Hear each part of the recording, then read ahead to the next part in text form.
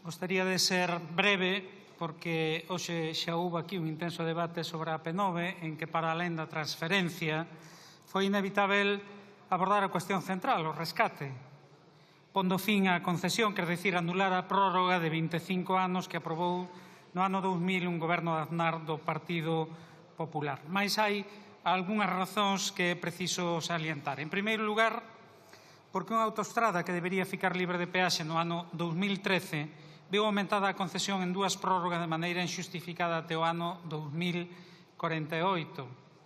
Cando todas as autoestradas da xeración da P9 hoxe están libres de peaxe unha vez que finalizou o período inicial de concesión, ou estarán próximamente. Só en setembro de 2021, como sinalaba hai 15 días na interpelación ao ministro, máis de 600 kilómetros, a maioría en Cataluña, ficaron libres de portaxes. En segundo lugar, porque Aznar non só se limitou a unha prórroga excesiva e inxustificada, senón que privatizou a prezo de saldo a empresa pública que a xestionaba. Hoxe as portaxes que pagamos os galegos e galegas por utilizar a autoestrada do Atlántico van a engordar as contas de resultados de empresas e fondos estranxeiros. Hai apenas 15 días, a parte, alrededor do 40% que mantiña a Global Vía, foi vendida ao fondo neerlandés APG, que con isto xa controla a práctica totalidade de Itinere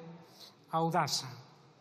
En terceiro lugar, porque a Unión Europea abriu un expediente de infracción ao Estado español no ano 2021 por considerar que as prórrogas da AP9 se produciron de forma ilegal ou non cumpriren o requisito de concorrencia competitiva. Mais, recentemente, neste mesmo ano, a UE abre un novo expediente de infracción ao Estado español polo mesmo motivo. E, ademais, existen precedentes de casos similares, un en Italia, por exemplo, que xa foron resoltos anulando a concesión. Quer dicir que é perfectamente posible que haxa que anular a concesión, e o que nos estamos reclamando é que non se espere a que esa anulación sexa obrigada pola Unión Europea, senón que se faga porque responde ao interese público. En cuarto lugar, porque, como xa ficou dito, a P9 é unha vía vertebral no eixo atlántico galego, ao redor da cal se articula un territorio con máis de 70% da poboación de Galiza, os 3 aeroportos, todos os portos de interese xeral e tamén a maior parte da actividade económica empresarial do noso país. Por tanto, manter esa vía de pagamento durante 75 anos, durante 25 anos máis, para alén de inxusto, castiga a economía das familias galegas e prexudica a competitividade das nosas empresas e, por tanto, o desenvolvemento social e económico de Galiza. Hoxe, o obxectivo de termos unha AP9 galega libre de peaxe é partillado polo conxunto da sociedade galega, que se sente estafada e discriminada por decisións de gobernos de Madrid manifestamente inxustas e lesivas para os intereses do noso país. Tanto é así que este duplo obxectivo, transferencia e rescate, foi motivo de unanimidade reiterada no Parlamento da Galiza. A transferencia, como xa ficou explicitado no debate anterior, até en 5 ocasións, motivo de unanimidade no Parlamento de Galiza. O rescate tamén xerou un acordo unánime a partir dunha iniciativa do BNG no pasado día 14 de maio. De facto, a proposta de resolución que hoxe traemos aquí, que hoxe trae aquí o BNG, recolle fielmente o contido do acordo unánime do Parlamento galego. Por iso, señoras e señores do Partido Popular e do PSOE, espero que voten aquí o mesmo que votaron hai menos dun mes en Compostela. O contrario sería un engano é unha fraude a todos os galegos e galegas.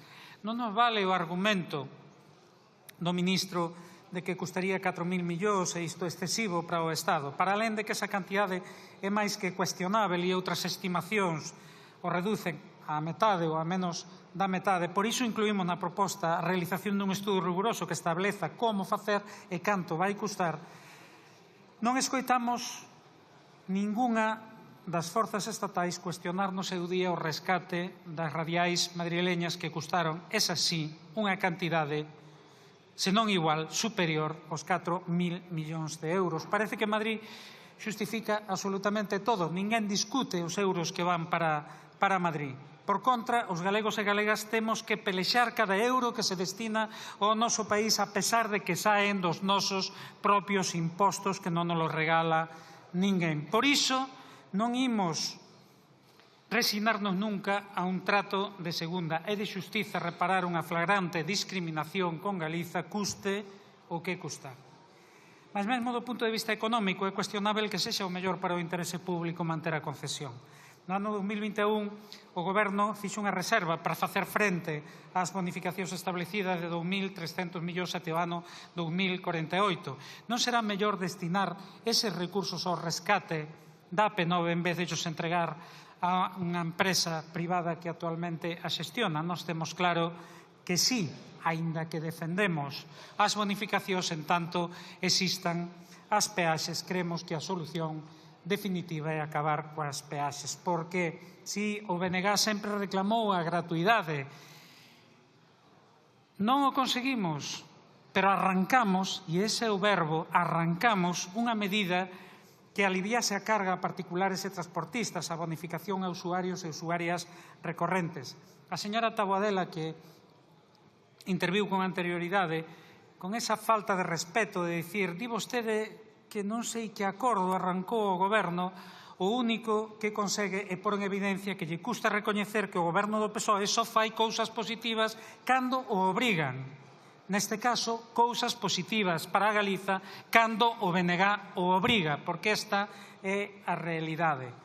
Se non leu os acordos, a señora Taboadela pode lelos. Eu teños aquí, o calquera diputado ou diputada galega do PSOE, están colgados e son públicos, por tanto, pode lelos para saber que no ano 2020 están recollidas bonificacións e tamén no ano 2023 que ainda teñen que cumprir tanto para a AP9 como a Pre53 e que queremos que cumpran en tanto non sexa gratuita. O Partido Popular, finalizo, leo os acordos, aínda que sexa para dicir que é papel mollado. Papel mollado. Díganllo aos millares de usuarios e usuarias habituais que xa disfrutan de bonificación da metade da tarifa ou mesmo de 60%. E de paso explíquelle o Partido Popular a todos eses usuarios e usuarias que se aínda pagan o 40% restante é por culpa de Aznar e do propio Partido Popular. Que queren vostedes agora rectificar unha decisión errada dun goberno do PP? Perfecto. O BNG o que realmente lle interesa é favorecer o noso país e favorecer todos os galegos e galegas. Por iso, máis unha vez, cumpran con Galiza, voten aquí o que votaron, o mesmo que votaron o día 14 de maio no Parlamento de Galiza, porque é unha cuestión non xa de coherencia, senón tamén de xustiza. Moito obrigado.